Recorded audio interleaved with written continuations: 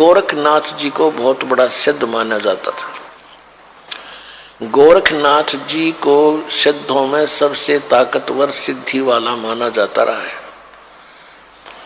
उन्होंने यहाँ तक चमत्कार कर दिए थे कि एक बार उनके मच्छंद्र नाम के गुरुजी काल प्रेरणा से एक सिंगल द्वीप के राजा की मृत्यु के उपरांत उस राजा के शरीर में प्रवेश करके वहाँ उसकी रानी को भोगने लगा।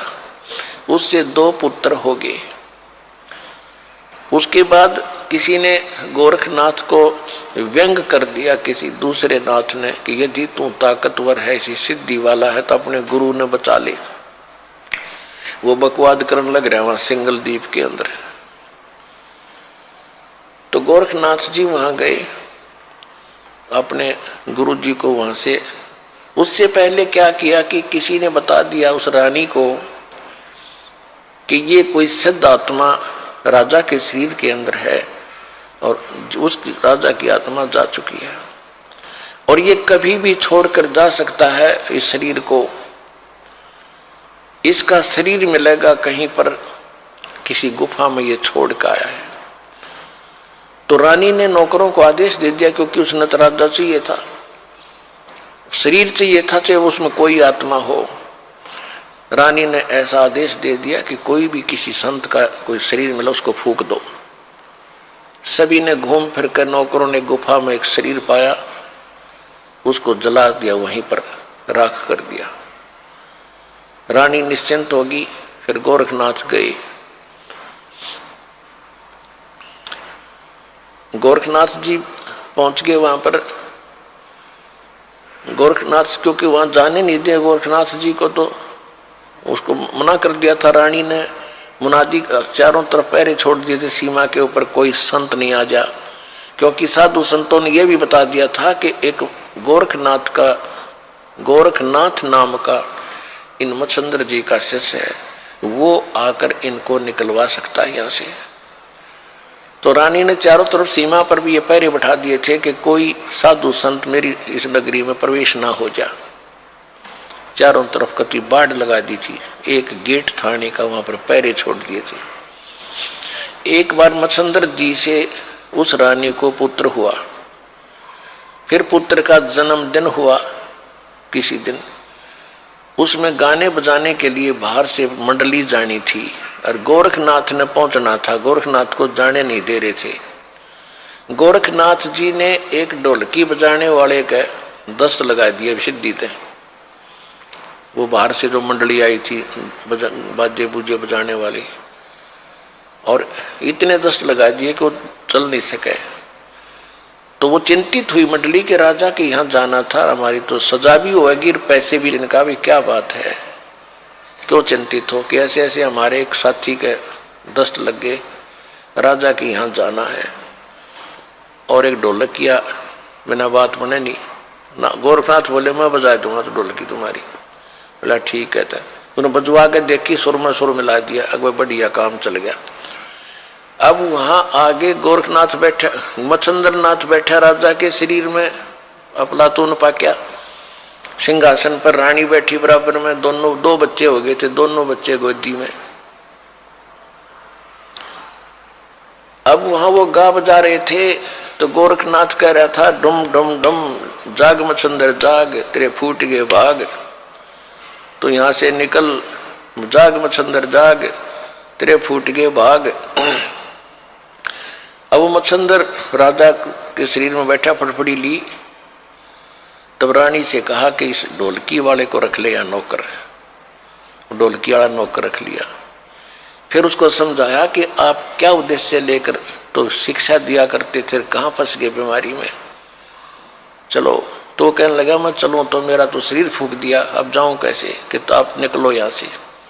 वो शरीर छोड़कर निकल गए। वहां पर राख थी,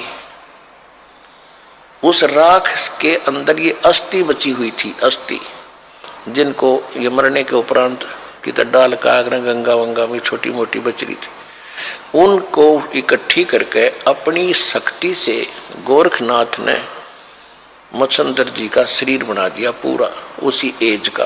और उसको प्रवेश कर दिया। अब फिर क्या था, अब देखो पुण्यात्माओं, ये है खेल। हम यहाँ फंसे रहे, हम यहाँ अड़गी बुद्धि कि इतना महापुरुष, और देखो मुर्दे को भी जीवित कर दिया, शरीर भी नहीं था फिर भी शरीर बना दिया। ये जन्म जैसे अब ये चल रहा है ना, आपका प्राइम टाइम है ये, इसमें जो भक्ति करके पार ना हो ना, इनमें इतनी गजब की भक्ति संचित हो जाएगी और इन्हीं से सिद्धियां आती हैं। इसी भक्ति को अगर आप खराब करने लग जाओगे ना कुछ दिनों में, बिना ज्ञान के, किसी का झाड़ा लान लग गया वो ठीक हो जाएगा, और कोई किसी को आशीर्वाद दोगे वो फलने लग जाएगा, आपका पंचर हो जाएगा। तो ये इतनी भक्ति इकट्ठी कर लेते हैं ये साधु संत इस समय में, अब जो चल रहा है, और ये पार हो नहीं पाते, ये फिर काल का फंस जाते और यही फिर आगे प्रसिद्ध होते रहते। फिर क्या होता है कि गोरखनाथ पिछले जन्म से सिद्धि युक्त था ऐसे। अब हम ये सोचते हैं भाई ऐसा महापुरुष हो तेरे की, ये तो भगवान ने है, इस ताकतवर और कौन होगा। अब उधर से जब मच्छंदर वो चला था, क्या नाम है, राजा निकल के वहां से, तो राजा ने क्या किया, एक थैले में सोने का असरफी डाल ली गणिए, आगे काम होंगे अपने भंडारा में। अब जब वो मच्छंदर का शरीर बना दिया, राजा का शरीर वहां छोड़ दिया, फिर वो झोला ठा के चला मच्छंदर, क्योंकि आत्मा तो वही थी जो सारी क्रिया कर, और उस थैले में के थी वो लोहे की, वो सोने की असरफी।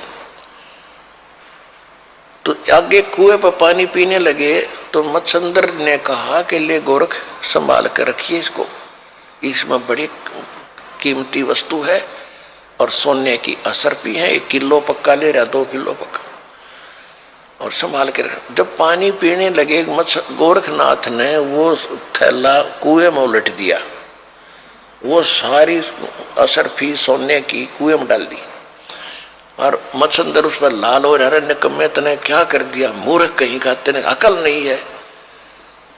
गोरखनाथ बोले गुरुदेव आप तो कति राज ऋषि बन गए, ब्रह्म ऋषि नहीं रहे। वहीं पर एक पहाड़ी थी छोटी सी, अपने मंत्र से उस पहाड़ी को सोना बना दिया गोरखनाथ ने। अब मच्छंदर को कहा कि ले गुरुदेव इन ठाले जितने डले चाहिए तेरे को। अपने आत्माओं दास आपको कहाँ लाना चाहता है, यहाँ एक पंक्ति है कि 9 लाख नानक नाद में और 10 लाख गोरख तीरे, लाख दत्त संगी सदा वो चरणों चर्च कबीरे। कि हमारे कबीर साहब कितने शक्तिशाली हैं, उनमें कितनी ताकत है। ये गोरख जैसे तो उनके चरणों में पड़े रहते हैं, पास सिंह भी नहीं उनके। जिसकी शरण में आप हो दास वहां लाना चाहता है। अब क्या होता है, ऐसा सिद्ध पुरुष और जिसने ऐसी करामात कर दी, लेकिन वो पिछले जन्म जन्म के पुण्य संग्रहित थे इस समय के। आपको बहुत बार सुना है, गरीबदास जी की वाणी में है कि शब्द महल में सिद्ध 24 हंस बिछोड़े विश्व बीसा। हमारे इस मंत्रों में यहाँ की तो अष्ट सिद्धि प्रसिद्ध है। हमारे ये इस मंत्र से, साधना से 24 सिद्धियां आ जाएंगी आप में, पर इनको प्रयोग ना करना। इन सिद्धियों की ताकत, सिद्धि बिना भी बात नहीं बने, सिद्धि से ही तो हमारी भक्ति रूपी जहाज चलेगा। यानी हम यहाँ से उस सिद्धियों से उड़कर चलेंगे, और हमने वो प्रयोग कर ली तो हमारी टायर की हवा निकल गई, फिर हम कैसे उड़ेंगे, कैसे चलेंगे आगे। तो ये गलती से पार हुए नहीं, ये फेंट आगे काल के, और पहले उसमें ब्रह्मलोक में रखा, वहाँ होटल में, वहाँ इनसे सारी पूंजी खत्म करा के फिर पृथ्वी पटक दिया। इनके पास फिर सिद्धि रह जाती है, भक्ति धन वहाँ खत्म करवा दिया। अब सिद्धियां पे ये माचे फिरे थे, फूले फिरे थे। तो इस प्रकार इस ज्ञान को समझ के फिर आप आगे बढ़ोगे। इन नकलियों के से भ्रमित नहीं हो पा